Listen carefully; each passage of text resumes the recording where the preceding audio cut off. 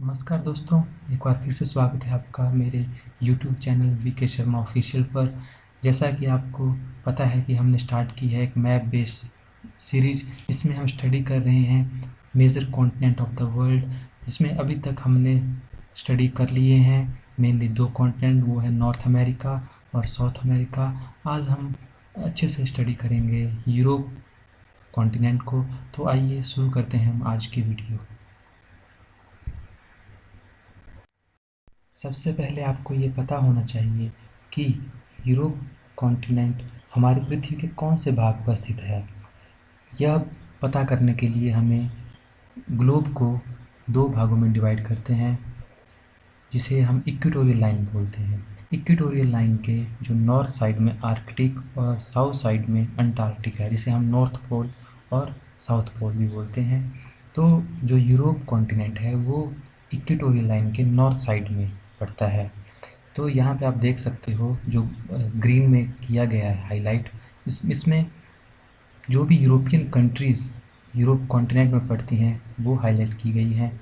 आइए तो हम अच्छे से स्टडी करते हैं कि यूरोप में कौन कौन से माउंटेन्स हैं, रिवर्स हैं मेनली, तो यूरोप में कौन कौन सी कंट्रीज़ हैं। तो आइए हम शुरू करते हैं आज का टॉपिक। यहाँ पे आप देख सकते हो डिफरेंट डिफरेंट कंट्रीज़। ये एक बहुत ही अच्छा पॉलिटिकल मैप दिया है यूरोप कॉन्टिनेंट का, जिसमें मेनली जो कंट्रीज़ हैं, जैसे यहाँ पे आप देख सकते हो, यहाँ से अगर स्टार्ट करें पुर्तगाल, यहाँ पर स्पेन, फ्रांस, यहाँ पे जर्मनी, बेल्जियम, यहाँ पे इंग्लैंड जिसको हम यूनाइटेड किंगडम भी बोलते हैं, यहाँ ऊपर नॉर्वे, स्वीडन, फिनलैंड, यहाँ नीचे पोलैंड। जितनी भी जो ये कंट्रीज़ हैं यहाँ पर, इन सब को हम यूरोप में इंक्लूड करते हैं, यूरोप कॉन्टिनेंट में। यहाँ पे आपको अगर ये भी पता होना चाहिए कि यूरोप के आसपास कौन से सी हैं, कौन से बे पड़ते हैं। तो यहाँ पे बहुत ही अच्छे से बताया गया है। जैसे यहाँ पे आप देख सकते हो नॉर्थ सी। नॉर्थ सी बेसिकली जो यूनाइटेड किंगडम, इंग्लैंड जिसे हम जानते हैं, इंग्लैंड और जो कुछ यूरोपियन कंट्रीज़ यहाँ जैसे कि डेनमार्क, नॉर्वे, यहाँ पे नीदरलैंड, यहाँ पे बेल्जियम, इन सबको टच करने वाली जो वाटर बॉडी है उसे नॉर्थ सी बोलते हैं। यहाँ पे जो इंग्लिश चैनल ये अक्सर न्यूज़ में रहता है, जो फ्रांस और यूनाइटेड किंगडम के बीच में जो एक वाटर बॉडी आती है जिसे चैनल से क्रॉस करते हैं, तो उसे हम इंग्लिश चैनल के नाम से जानते हैं। यहाँ पे आप देख सकते हो फ्रांस और स्पेन के बीच में जो बे पड़ता है इसे हम बोलते हैं बे ऑफ बिस्के। यहाँ पे जो ये पूरी अटलांटिक ओशन है, ये सब इसी की ब्रांचेज़ हैं, या हम एक्सटेंशन बोल सकते हैं। यहाँ पर आप देख सकते हो इस साइड अटलांटिक ओशन है। अगर अटलांटिक ओशन से हमें यहाँ पर मेडिटेरियन सी में अगर एंटर करना होगा तो यहाँ पे एक स्ट्रेट पड़ता है जो बहुत ही इम्पोर्टेंट स्ट्रेट है, इसको बोलते हैं हम स्ट्रेट ऑफ जिब्राल्टर। मैंने आपको पहले भी कहा था कि अगर आपको ये पता नहीं है कि स्ट्रेट, बे, गल्फ में क्या डिफरेंस है, तो आप प्लीज़ कमेंट सेक्शन में एक बार बता दीजिए। मैं इस पर अलग से एक वीडियो ज़रूर बनाऊँगा। यहाँ पर आप अगर हम आगे बढ़ें तो यहाँ मेडिटेरियन सी के बाद अगर हम देखें तो यहाँ पे एक और इम्पोर्टेंट सी है जिसको बोलते हैं एड्रियाटिक सी। ये जो आप एक्सटेंशन देख रहे हो ये इटली देश है। इटली देश के साथ में और इस साइड जो भी कंट्रीज़ पड़ती हैं इनके बीच में जो सी पड़ता है इसको बोलते हैं एड्रियाटिक सी। अगर यहाँ पे हम थोड़ा इसके ईस्ट में चलें तो यहाँ पे एक और सी आता है जिसको बोलते हैं हम ब्लैक सी। रिसेंटली ये बहुत ही ज़्यादा न्यूज़ में है क्योंकि आपको पता ही होगा कि रशिया और यूक्रेन के बीच में एक टसल चल रही है, एक वॉर लाइक सिचुएशन बनी हुई है। तो मेनली यहाँ पे एक ये भी मुद्दा है कि ब्लैक सी पे एक्चुअल कंट्रोल कौन करे, तो इसके लिए भी रशिया और यूक्रेन में एक टसल चल रही है। तो ब्लैक सी भी यहाँ बहुत इम्पोर्टेंट है। यहाँ पे आप देख सकते हो कुछ मैंने स्ट्रेट हैं जो हाईलाइट्स किए हैं, जैसे कि बॉस्फोरस स्ट्रेट। यहाँ पे बॉस्फोरस स्ट्रेट जो ब्लैक सी को हमारे एजियन सी जो मेडिटेरियन सी की एक्सटेंशन है इसको जोड़ता है। तो यहाँ पे बहुत ही इम्पोर्टेंट हो जाता है ये भी आपको याद रखने के लिए, अक्सर क्योंकि ये न्यूज़ में है तो यहाँ से क्वेश्चन आने के बहुत चांसेस बनते हैं। तो अगर आपको पूरा मैप के बारे में, अच्छे से ज्योग्राफी के बारे में जानना है तो इसको हम अलग से एक वीडियो बनाएंगे। अभी तो हम सिर्फ कॉन्टिनेंट के बारे में पढ़ रहे हैं। यहाँ पे मैं अगर सब कुछ एक्सप्लेन करने लगूँगा तो वीडियो बहुत लंबी हो जाएगी। उसके लिए हम एक अलग से वीडियो बनाएंगे। अगर आपको चाहिए कि मैं एक अलग से वीडियो बनाऊँ और सब कुछ अच्छे से एक्सप्लेन करूँ, कहाँ पे कौन सी सी है, कहाँ पे कौन से गल्फ़ है, कहाँ पे कौन सा बे है, और स्ट्रेट के बारे में भी जानना चाहते हो तो प्लीज़ कमेंट सेक्शन में आप बताइए। आइए अब आगे बढ़ते हैं। ये एक बहुत ही अच्छा मैप दिया गया है जहाँ पे अच्छे से बताया गया है कि कौन कौन से इम्पोर्टेंट प्लेन्स, प्लेट्यूज और माउंटेन्स हैं जो यूरोप कॉन्टिनेंट में इम्पोर्टेंट होते हैं हमारे लिए, जिनके बारे में जानना हमारे लिए इम्पोर्टेंट है। तो यहाँ पे आप देख सकते हो एक यहाँ है नॉर्थ यूरोपियन प्लेन। हाँ, एक बात और याद रखिए, यहाँ पे है स्कैंडिनेवियन कंट्रीज़। यहाँ इसको स्कैंडिनेवियन पेनिसुला बोलते हैं। यहाँ पे यहाँ से लेके यहाँ तक इसको बोलते हैं हम स्कैंडिनेवियन पेनिनसुला। यहाँ पे मैंने मैप तभी लगाया ताकि आपको ये ध्यान में रहे कि स्कैंडिनेवियन पेनिनसुला में कौन कौन सी कंट्रीज़ मेनली पड़ती हैं। जैसे कि आप देखिए मैंने यहाँ पे सर्कल किया हुआ है। इस सर्कल में आप देखिए यहाँ पे पड़ती है एक नॉर्वे, एक स्वीडन, एक फिनलैंड। तो आपको ये याद रखना है कि स्कैंडिनेवियन कंट्री में मेनली 3 कंट्रीज़ हैं, वो है नॉर्वे, स्वीडन और फिनलैंड। और आपको एक बात और याद रखनी है, यहाँ पे एक आपको सी दिखाई दे रहा है, ये देखिए साथ में, इसको बोलते हैं हम बाल्टिक सी। और जो भी कंट्रीज़ बाल्टिक सी के साथ में पड़ती हैं उन्हें हम बाल्टिक नेशन कहते हैं। जैसे कि इसके साथ में यहाँ पे आप इस वाले मैप में देखिए, यहाँ पे इस्तोनिया, ये देखिए यहाँ लतविया और यहाँ पे लिथुआनिया, ये मेनली 3 कंट्री को हम बाल्टिक नेशन भी बोलते हैं। तो आइए अब आगे हम पढ़ते हैं इसके बारे में कि मेनली कौन कौन सी रेंजेस, कौन कौन से प्लेन्स, कौन कौन से प्लेट्यूज हैं यहाँ पे जो हमारे लिए इम्पोर्टेंट हैं एग्ज़ाम पॉइंट ऑफ व्यू से। यहाँ पर एक बहुत ही अच्छा मैप दिया है यूरोपियन कॉन्टिनेंट का।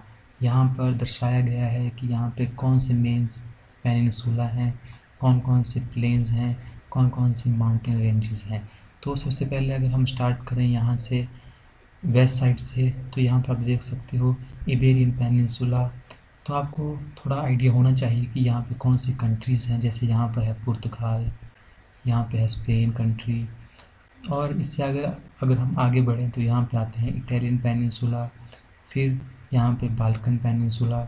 इसके आगे यहाँ पर आप देख सकते हो स्कैंडिनेवियन पेनिनसुला।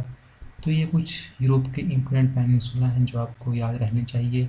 और अगर हम बात करें माउंटेन रेंजेस की, तो यूरोप में कुछ इम्पोर्टेंट माउंटेन रेंज हैं, जैसे कि यहाँ पे अल्प्स माउंटेन।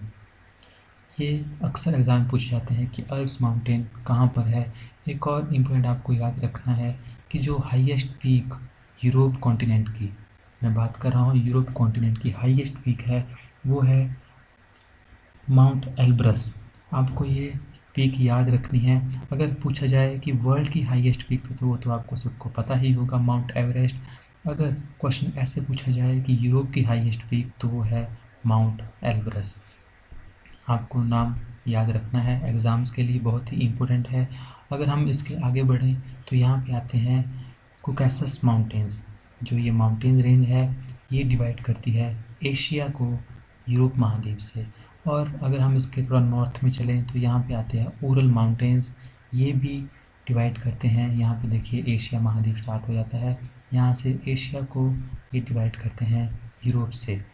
तो आइए अब हम इसके आगे चलते हैं। यहाँ पे आपको एक और बात जान लीजिए, मैं फिर से रिवाइज़ कर रहा हूँ।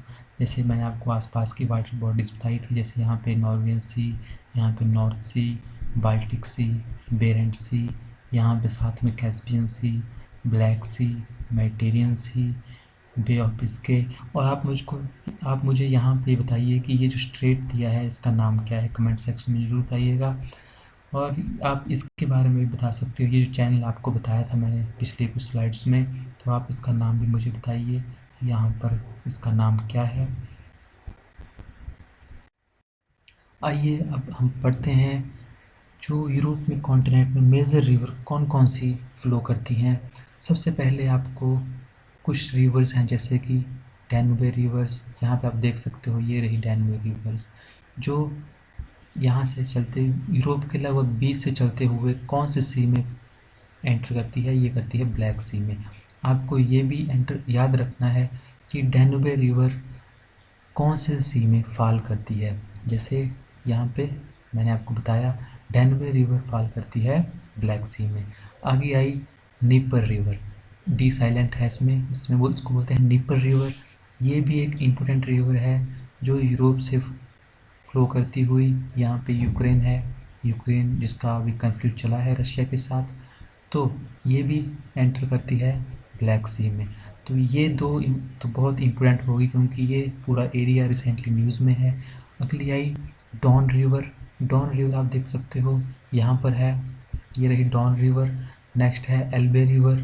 एल्बे रिवर तो आप यहाँ पे देख सकते हो, ये रही एल्बे रिवर। फिर लॉरे रिवर, यहाँ रही लॉरे रिवर।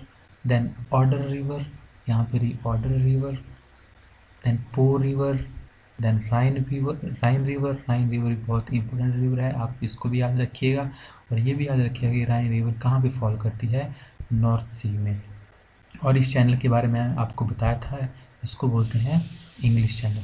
और कमेंट सेक्शन में आप मुझे बताइए कि जी ये जो स्ट्रेट दिया है यहाँ पर, ये यहाँ पे इसका नाम क्या है यहाँ पर। और नेक्स्ट आई रोन रिवर। याद रखिएगा राइन रिवर अलग है और रोन रिवर अलग है। ये रही रोन रिवर। जो राइन रिवर है वो फॉल करती है नॉर्थ सी में, और जो रोन रिवर है वो फॉल करती है इस मेडिटेरियन सी में। आगे आई सानन रिवर। सानन रिवर यहाँ पर जो आयरलैंड नेशन है इसमें बहती है। और यहाँ आगे आई टेगस रिवर। टेगस रिवर यहाँ स्पेन पुर्तगाल से होती हुई अटलांटिक ओशन में फॉल करती है। Then last but not the least Volga river. Volga river important हो जाती है क्योंकि ये इकलौती ऐसी रिवर है जो यूरोप को क्रॉस करके कैस्पियन सी में फॉल करती है। तो हमारे लिए इम्पोर्टेंट हो जाता है, अक्सर ये एग्ज़ाम पूछा जाता है कि कौन सी रिवर कहाँ पर फॉल करती है। इसमें इम्पोर्टेंट हो जाती है Volga river, Dnieper river, Danube river, Rhone river and Rhine river. ये अक्सर एग्ज़ाम में पूछी जाती है। ये एक बहुत ही अच्छा मैप दिया है जिसमें ये दर्शाया गया है कौन सी कंट्री यूरोपियन यूनियन में आती है, कौन सी यूरोजोन में आती है, कौन सी कंट्री शेंजन एरिया में आती है, और कौन सी कंट्री में सिंगल मार्केट सिस्टम है।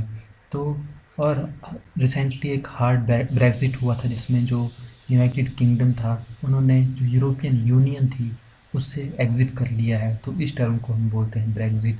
अगर आपको ये पता करना है, ये जानना है कि यूरोजोन, शेंजन एरिया या सिंगल मार्केट सिस्टम या फिर यूरोपियन यूनियन, ये सब क्या है, इनमें क्या डिफरेंस है, तो इसके लिए हम एक अलग से वीडियो बनाएंगे। आप कमेंट सेक्शन में ज़रूर बताइएगा आपको ये वीडियो कैसी लगी। अगर आप चाहते हैं कि ऐसी ही नॉलेजफुल वीडियो मैं आपके लिए बनाता रहूं, तो मुझे भी मोटिवेशन की ज़रूरत होती है। तो please like, share, comment and most importantly subscribe my channel. So मुझे भी एक मोटिवेशन आया कि नहीं, मैं अच्छा आपको कंटेंट दे रहा हूँ, आप इसको पसंद कर रहे हो।